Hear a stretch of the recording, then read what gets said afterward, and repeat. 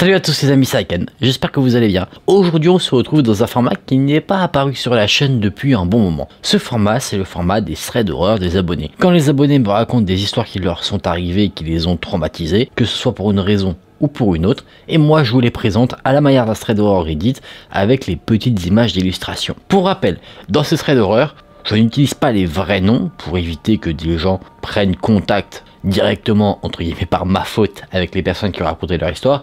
Après, si jamais les personnes qui ont vécu ces histoires veulent se manifester en commentaire, là, vous êtes libre de faire ce que vous voulez. On va voir deux histoires qui n'ont aucun rapport. Les situations ne sont pas du tout similaires, comme ça on aborde un large terrain.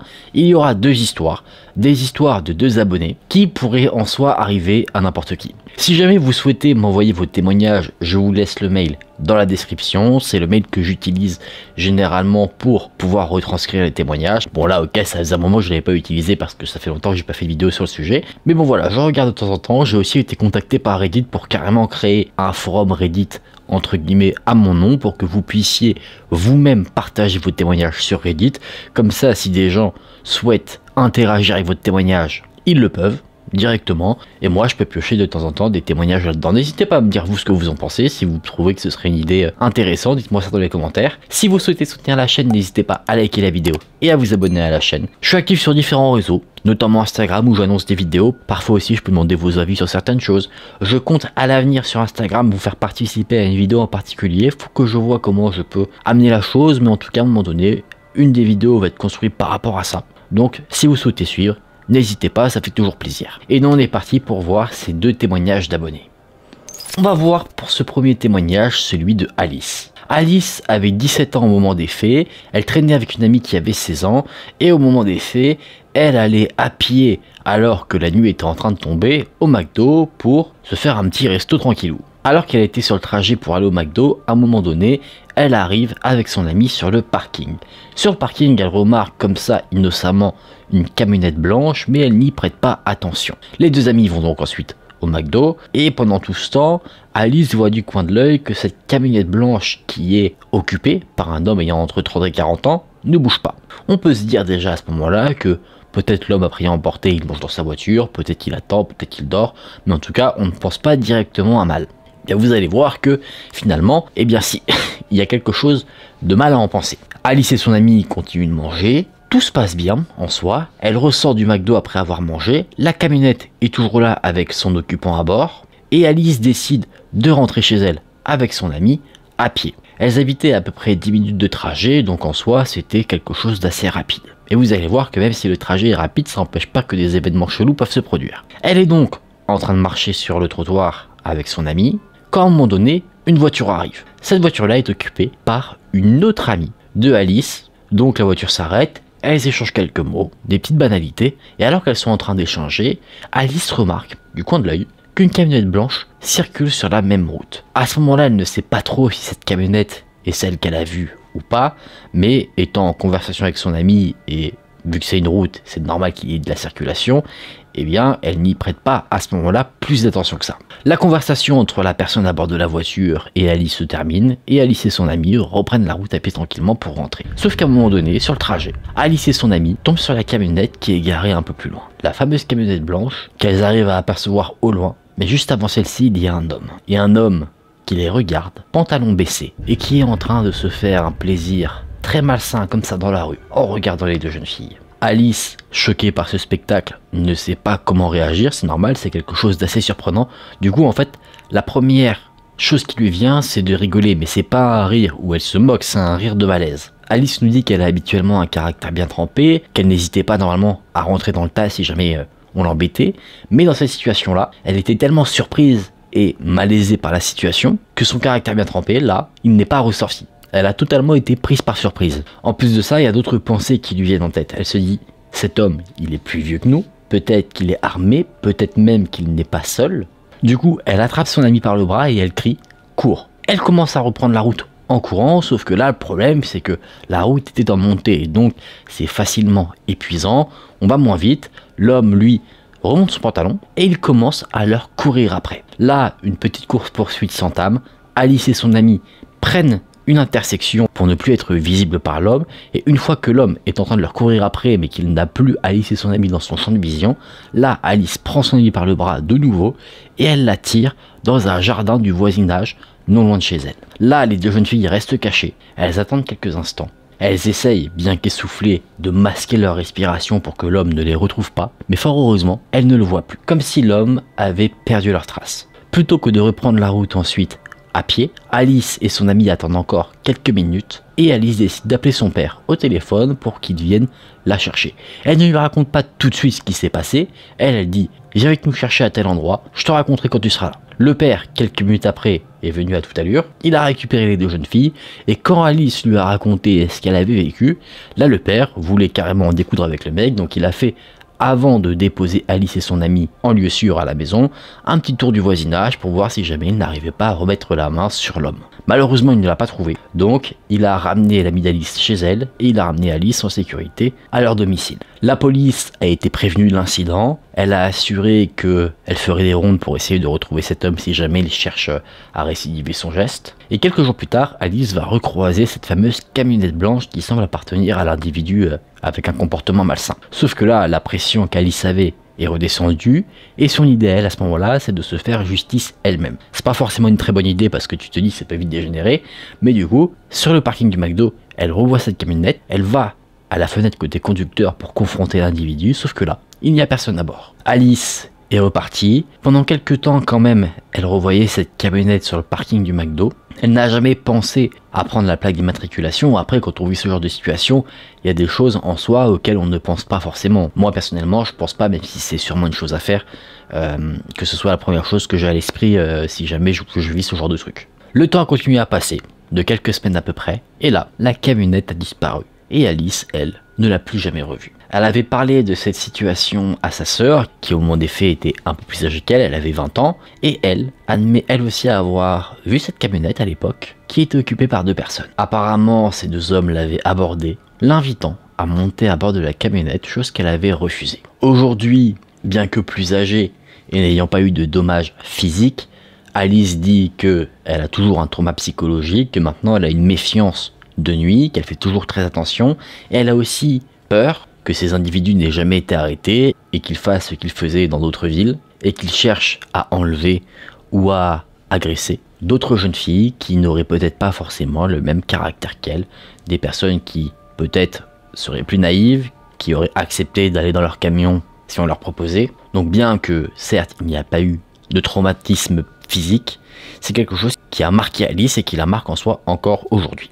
En tout cas, je t'appelle Alice. Si jamais tu te reconnais avec ce témoignage, je te remercie de me l'avoir envoyé. J'espère que c'est pas quelque chose auquel tu penses trop souvent.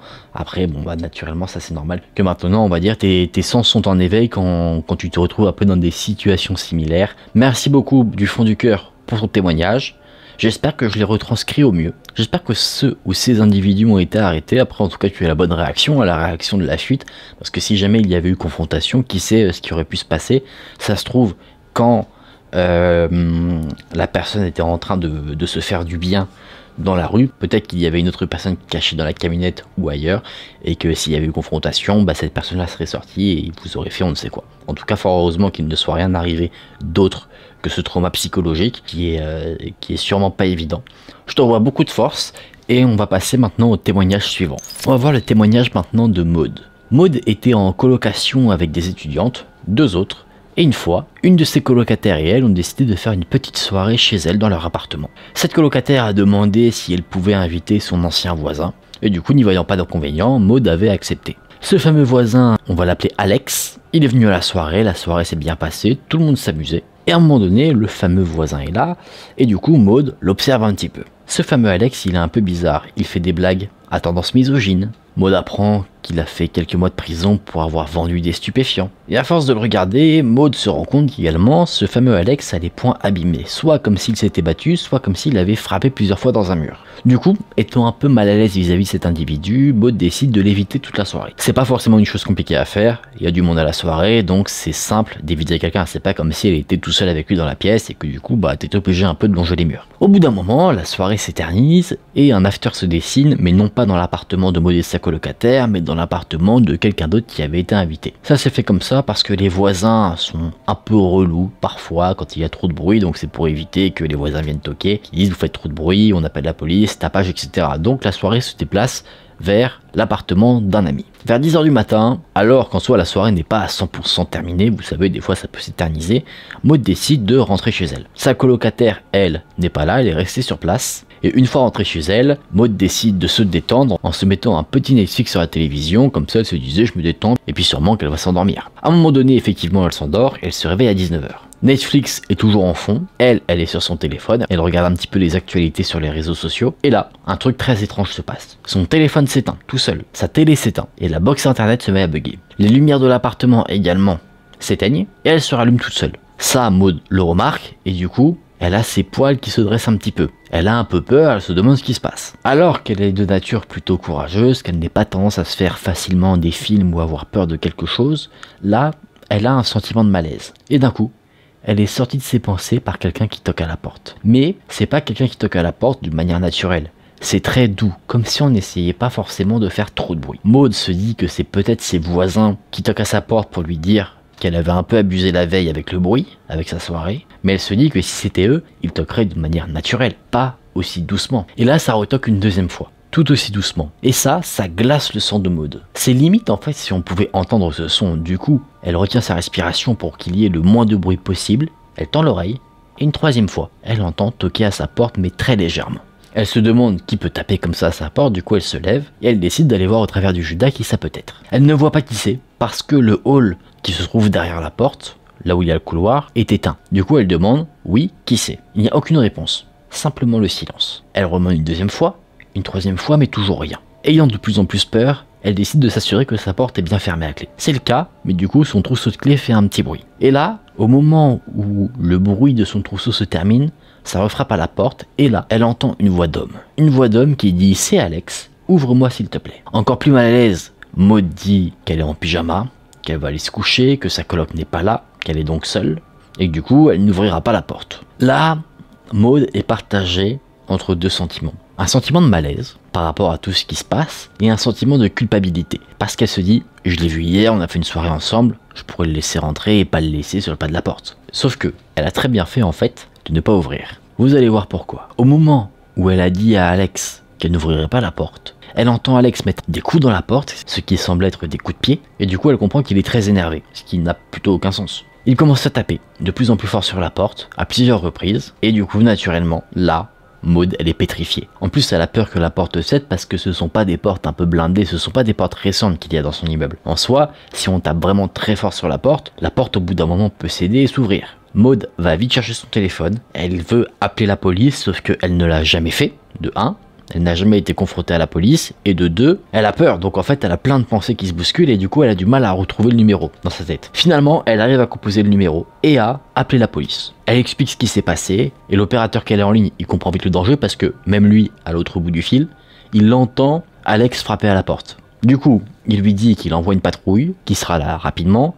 Il lui dit également de fermer les volets et d'aller s'armer d'un couteau au cas où et de se planquer. C'est ce que fait Maud. Elle a toujours aussi peur, elle se met dans un coin de la pièce et au bout de quelques minutes, des minutes qui semblent quand même durer bien longtemps, il n'y a plus aucun bruit. Elle se dit que peut-être Alex est parti, qu'il a entendu l'appel à la police.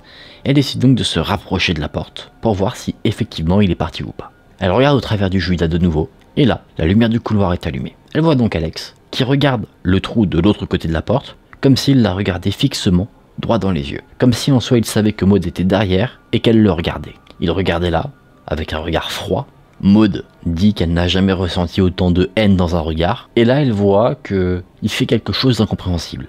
Il met son doigt sur sa bouche comme s'il disait à quelqu'un de se taire. D'un coup, Maud comprend quelque chose de terrible. Alex n'est pas seul. Elle entend également la porte du hall s'ouvrir et se refermer. Alex se retourne sereinement vers l'escalier derrière et il fait le même signe. Elle comprend donc qu'avec Alex il y a soit une, soit deux personnes en plus. Une personne se trouve dans l'escalier et une autre se trouve cachée au niveau du bas de la porte de l'appartement de Maud pour ne pas être vue au travers du Judas. Très certainement qu'en fait Alex voulait mettre en confiance Maud, qu'elle ouvre la porte et que la personne en bas de la porte, elle allait la bloquer pour qu'elle ne puisse pas refermer et que tout le monde puisse rentrer dans son appartement. Maud, qui est encore apeurée, dit à Alex que la police a été appelée et qu'il ferait mieux de partir. Alex lui a répondu d'une manière assez énervée, il l'a insulté et il a recommencé à frapper à la porte d'entrée de l'appartement de Maud. Maud, qui est encore plus apeurée parce que là elle se trouvait encore à côté de la porte quand Alex la frappe, se précipite dans la chambre de sa colocataire et se cache dans un placard. Elle avait toujours son couteau dans la main, elle a attendu environ une quinzaine de minutes, en tout cas c'est ce qu'elle pense parce que le temps semblait très long,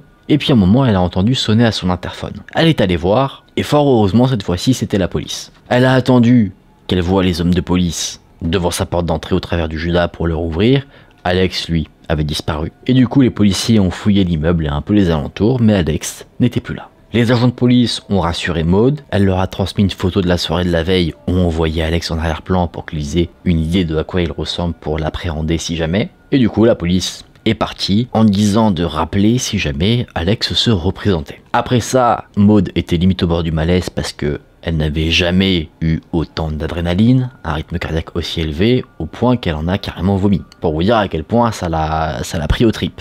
Pendant 3 jours après, elle n'a même pas dormi, tellement elle était stressée, traumatisée de par la situation et en plus de par la peur qu'elle ne se reproduise. Et anecdote qu'elle ajoute plutôt relou, c'est qu'elle en a parlé bien sûr à sa colocataire de tout ça, parce que cet individu était l'ancien voisin de celle-ci. Et cette colocataire ne l'a jamais cru, parce que elle en a parlé au fameux Alex, et Alex lui a dit qu'en fait lui était juste passé pour charger son téléphone. Seconde anecdote liée à quelque chose que Maud a partagé dans son histoire, mais en soi qui n'a pas de lien direct, mais peut-être que si, c'est que elle pense peut-être que le sorte de bug qu'il y a eu avant l'incident, c'est-à-dire les lumières qui s'éteignent, son téléphone, etc., était un message qui est plutôt un avertissement de l'au-delà, parce que quelques mois plus tard dans ces événements, Maud a malheureusement perdu sa tante. Donc elle se dit que peut-être c'était un avertissement de sa part pour la protéger, non pas d'une manière directe, mais d'une manière indirecte. C'est-à-dire qu'en fait, en lui faisant peur de cette manière, elle aurait été beaucoup plus vigilante à certaines choses, alors que si jamais, par exemple, il ne s'était rien passé et que Alex avait frappé à la porte, c'est possible que Maud,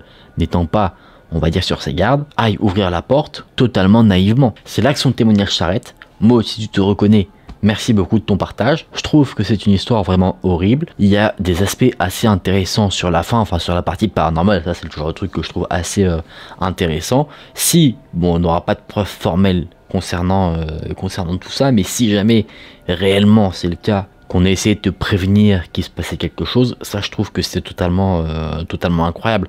En tout cas, c'est une bonne chose que ce soit arrivé comme ça. Toi, tu étais sur tes gardes et après tu as évité le pire, parce que comme toi-même tu le dis dans ton mail, c'est vrai qu'on ne sait pas quelles étaient les intentions de Alex et des autres personnes. On ne sait pas combien ils étaient. Toi, tu supposes entre 1 et 2. En plus d'Alex, ça se trouve ils étaient beaucoup plus. Ça, on ne sait pas. On ne sait pas non plus qu'est-ce qu'ils avaient prévu. Est-ce qu'ils voulaient juste cambrioler? Est-ce qu'ils voulaient t'agresser ou quoi? Ça, on ne le sait pas. Et d'un côté, j'ai envie de dire fort heureusement. En tout cas, je te remercie énormément pour ce témoignage. Les amis, on en a fini pour ces 2 témoignages abonnés. On se remet dans une ambiance plus chill pour en débriefer.